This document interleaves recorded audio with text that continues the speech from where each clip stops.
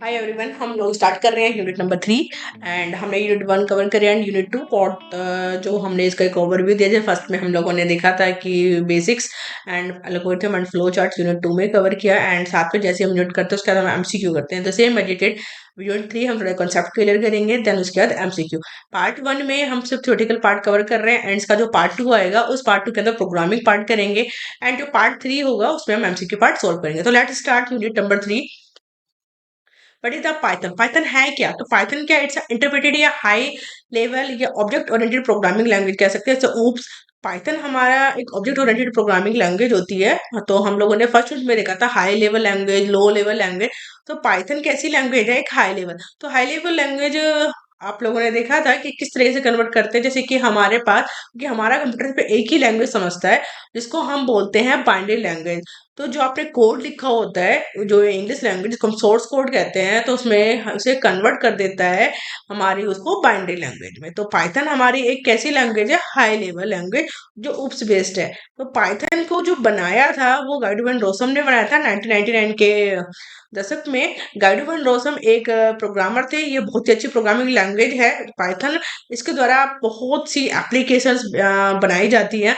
आप लोग देख रहे हो, यूट्यूब है, फेसबुक है, गूगल में सर्च किया जाना, ये सब चीजें जो है वो पाइथन के थ्रू पॉसिबल हो पाई हैं। तो ये dynamic typing and dynamic binding के भी ऑप्शंस देता है। जैसे कि आप इसमें अगर आप देखोगे, जितनी भी एप्लीकेशन है आज की डेट में सब पाइथन से ही यूज हो रही हैं। तो पाइथन का जो यूज हो रहा है मेनली सभी जो कंपनी है वो यूज कर रही हैं। जैसे कि यूट्यूब है, आप लोगों ने क्वोरा देखा होगा, and also have use in the Instagram. Instagram सभी यूज कर रहे हैं, तो गूगल, इन सभी में पाइथन का यूज होगा। एंड पाइथन का जो ज्यादातर वीडियो गेमिंग के अंदर इसका यूज करते हैं। तो artificial intelligence, neural network, natural language, सभी में इसका यूज किया जाता है। तो मैं, क्योंकि इसमें डाउट में था, क्योंकि मेनली आपका जो ओ लेवल का पार्ट है इसमें एमसीक्यू पार्ट ज्यादा आएंगे, तो ज्यादा फोकस हमें इस पे ही करना है। मेनली आपको कंसेप्ट समझना है। तो पाइथन कैसी लैंग्वेज है? आपकी हाई लेवल लैंग्वेज है। जो बनाई किसने थी? गाइडो वॉन्डर सब ने। इससे क्या क्या यूज हो रहा है? यूट्यूब में यूज हो रहा है, क्वेरा में हो रहा है, इंस्टाग्राम में इसका यूज हो रहा है। एंड हिस्ट्री अगर हम पाइथन की करें तो ये एक ओपन सोर्स का मतलब जो फ्रीली डाउनलोड हो जाते हैं, जिसके लिए किसी लाइसेंस की जरूरत नहीं होती। तो ये हमारा ओपन सोर्स है। एंड पाइथन आप जीपीएल जिसे बोलते हैं जनरल पब्लिक लाइसेंस के अंतर्गत उपलब्ध है। एंड इसके नए वर्जन भी पाइथन में ऑफिशियली वेबसाइट पे आप डाउनलोड कर सकते हैं, जो डॉट पी वाई है। तो पाइथन का जो एक्सटेंशन है वो डॉट पी वाई है। एंड सन 1990 में पाइथन को लॉन्च किया गया था। 1994 में पाइथन का फर्स्ट एडिशन आया था 1.0। और जो अब न्यू वर्जन है 3.12 जो मार्केट में अभी भी उपलब्ध है।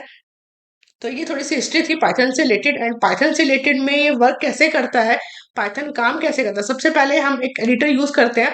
तो पाइथन के डिफरेंट डिफरेंट एडिटर्स हैं। एंड जो पाइथन का आप ऑफिशियली वेबसाइट से भी डाउनलोड कर सकते हैं। एंड जब आप डाउनलोड कर लेंगे तो देन उसका जो एक एडिटर यूज होता है। तो पाइथन का आप एडिटर देखोगे तो ये हमारा एक आईडीएलई पाइथन, ये एक एडिट है जो हमें दिखाई दे रहा है। आप ऑफिशियली वेबसाइट से इसको डाउनलोड भी कर सकते हैं। एंड या फिर आप एनाकोंडा, या फिर आप लोग कोलैब नोटबुक, ये सब अभी हम पार्ट 2 में सब कवर करेंगे, कैसे कैसे हम पाइथन यूज करते हैं एंड प्रोग्रामिंग के थ्रू उसको रन करेंगे।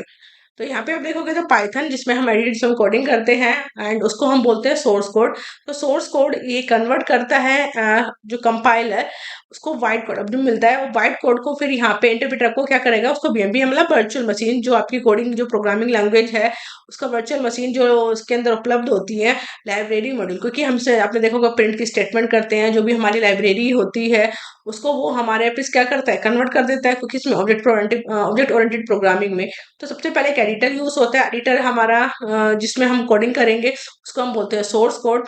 और यहाँ पे जो हमारा इंटरप्रेटर है, क्योंकि इंटरप्रेटर सिर्फ एक ही लैंग्वेज को बाइट कोड, तो बाइट कोड जो कंपाइलर है, कंपाइलर क्या करता है, कंपाइलर मतलब कन्वर्ट करता है किस चीज को, हमारी जो प्रोग्रामिंग लैंग्वेज जो हम लिख बोलते हैं, जैसे किसी एक तरह से ट्रांसलेटर। जैसे अगर मैं हिंदी बोल रही हूँ तो सामने वाले को भी हिंदी आनी चाहिए, अगर नहीं आती तो बीच में कौन होता है, ट्रांसलेटर। तो यहाँ पे कंपाइलर भी होता है। तो फिर कंपाइलर हमारा इनबिल्ट इनबिल्ट होता है दिखाई दे, इसीलिए पाइथन को इंटरप्रेटर लैंग्वेज कहा जाता है। क्योंकि इसमें जो यूज होता है, क्योंकि वो वाइट कोड होता है, वाइट कोड को कन्वर्ट करता है हमारा इंटरप्रेटर। वो किसके थ्रू से? वर्चुअल मशीन से, जो हमारे कंप्यूटर की ऑब्जेक्ट लैंग्वेज होती है। एंड इसमें हमारे डिफरेंट डिफरेंट लाइब्रेरी मॉड्यूल्स होते हैं, और देन आपका आउटपुट आता है। तो इस तरीके से हमारा पाइथन वर्क करता है। तो मेन पाइथन के सिंटेक्स क्या है, पाइथन क्या है, एक पर ध्यान रखना है, केस सेंसिटिव है। सपोज मैंने कोई नाम लिखा, मैंने लिखा है नेम। तो अगर मैंने कोई यहाँ पे नाम लिखा है, तो इसके अंदर सपोज मैंने यहाँ लिखा है नेम, और ये कैपिटल में है। तो दोनों क्या है, डिफरेंट है।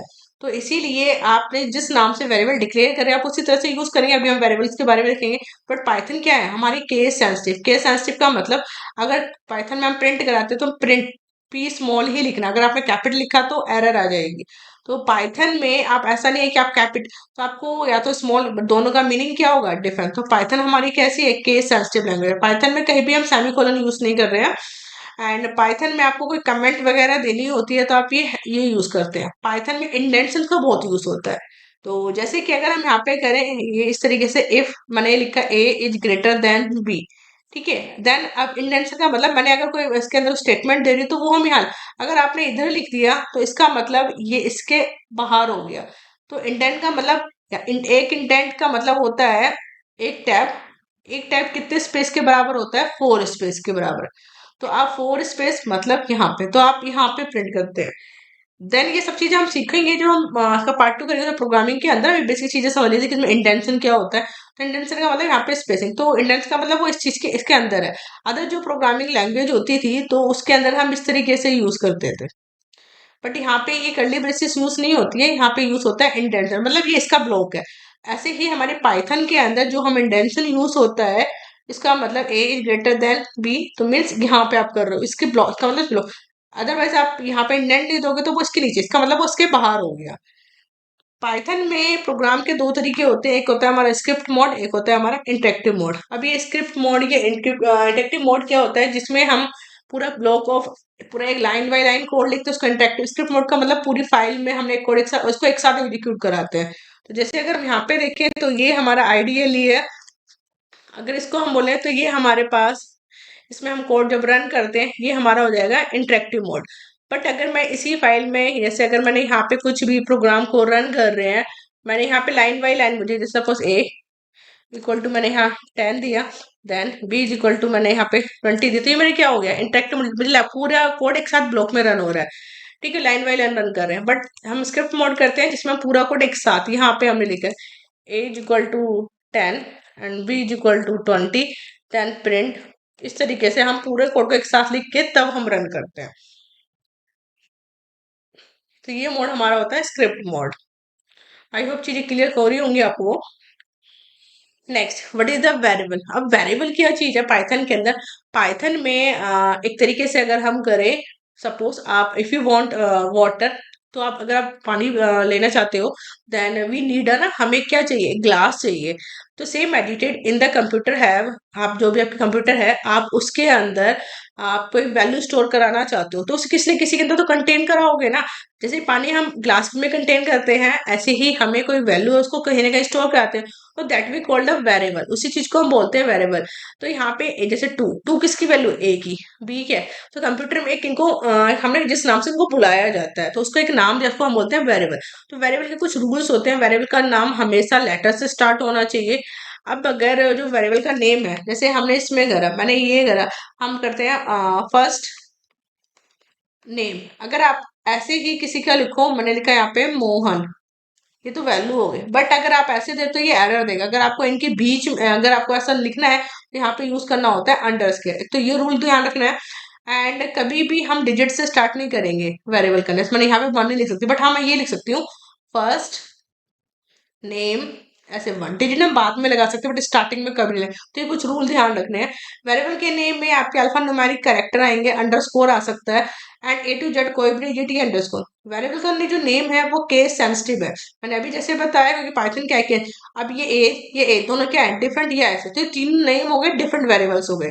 पाइथन में आपको रिजर्व वर्ड कभी भी यूज नहीं करने वेरिएबल के नेम में, जैसे कि इफ क्या है, कीवर्ड है।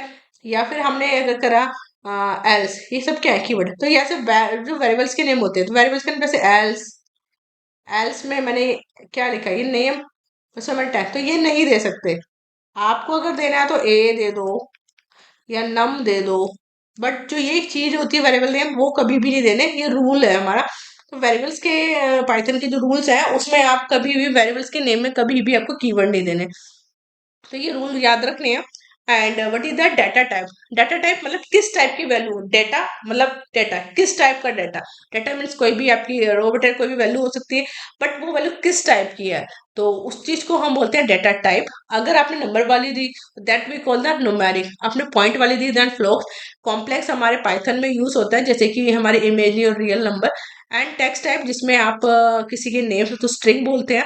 एंड सीक्वेंस टाइप भी हमारे डाटा टाइप होते हैं, तो हमारे पाइथन में सीक्वेंस टाइप के डाटा टाइप बोलते हैं लिस्ट, टपल, ठीक है, एंड रेंज।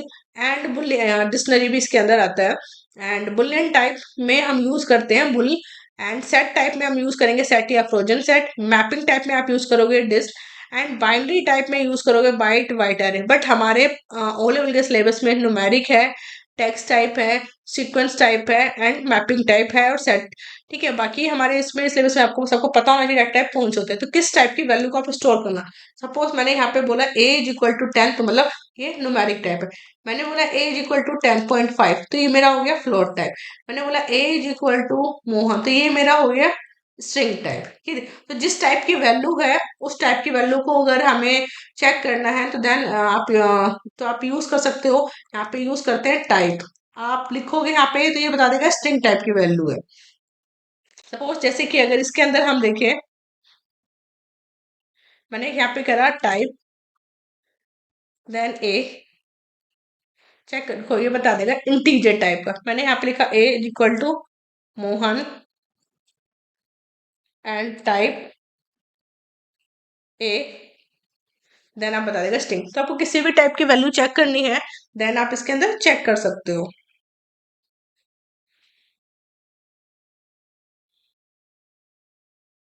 पाइथन में हम यूज करेंगे अब कंट्रोल स्टेटमेंट। कौन सी कंट्रोल स्टेटमेंट होती है तो जिससे आप किसी को कंट्रोल कर सकते हैं, यहाँ पे कोई कंडीशन लगती है तो यहाँ पे यूज होती है डिसीजन मेकिंग स्टेटमेंट। जैसे इफ मैंने बोला कि अगर ए की वैल्यू बी से बड़ी है तो ये प्रिंट हो, तो हम यहाँ पे यूज करेंगे इफ स्टेटमेंट। एंड हम बोल रहे हैं अगर नहीं तो हम यूज करते हैं एल्स। तो हमारा डिसीजन मेकिंग स्टेटमेंट होती है इफ एल्स। क्या है, इफ के अंदर if अगर पहली कंडीशन ट्रू हो रही है तो दूसरे वाले इफ में चला जाओ, उसको हम बोलते हैं नेक्स्ट।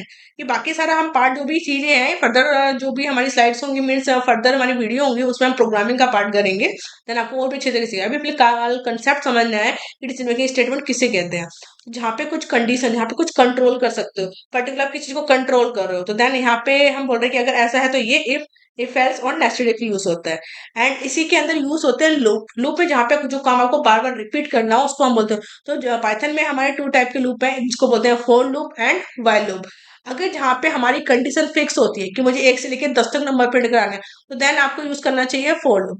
बट जहाँ पे मुझे नहीं पता है कितनी बार है तो उस केस में हमें यूज करना चाहिए व्हाइल लूप। बाकी आप प्रोग्रामिंग में दोनों लूप एक तरह से काम करेंगे, बट आपको बस समझना है कि जहाँ पे कंडीशन फिक्स हो तो हमेशा फॉर लूप यूज करना चाहिए। जहाँ पे हमें कंडीशन नहीं पता कितनी बार चलेगा देन भी हम यूज करते हैं व्हाइल लूप। बाकी दोनों प्रोग्राम फॉर लूप और व्हाइल लूप दोनों प्रोग्राम एक ही तरीके से रन होते हैं। नेक्स्ट होता है कंटिन्यू एंड ब्रेक स्टेटमेंट। तो पाइथन में कंटिन्यू का जो यूज किसी स्टेटमेंट, जैसे हमने बोला कि मुझे 1 से लेकर 10 तक नंबर प्रिंट कराने हैं, बट अगर आई की वैल्यू 6 हो तो वो प्रिंट नहीं हो, तो हम वहां पे यूज करेंगे कंटिन्यू। कंटिन्यू में क्या होता है उसको स्किप कर देगा और उससे आगे वाले पार्ट पे चल जाएगा, तो नेक्स्ट इटरेशन चलने लग जाती है।